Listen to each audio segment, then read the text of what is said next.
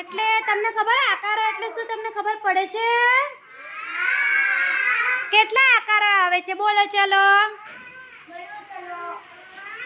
ગોળ, ચોરસ, લંબચોરસ, પછી ઓવલ, લંબગોળ.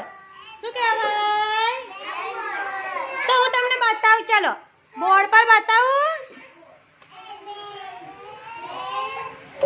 આ કયો આકાર કહેવાય?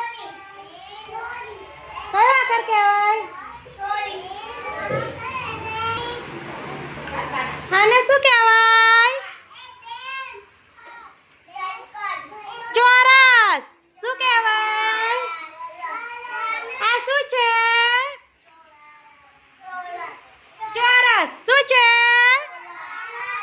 ચોરસ. ચોરસમાં ખબર પડે બધાયને?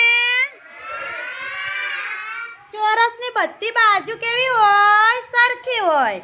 આ બધું સરખું છે? આ બધું સરખું છે?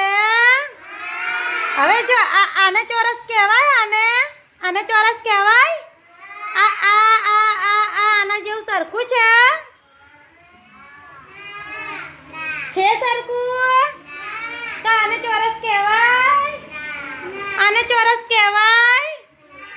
આને લંબચોરસ કહેવાય. કેવું કહેવાય? લંબચોરસ. જો ચોરસના અંદર બીજું ચોરસ બનાવજો.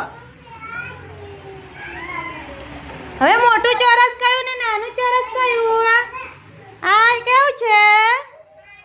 મોટું. અને અંદર વાળું નાનું. કેવું ચોરસ છે?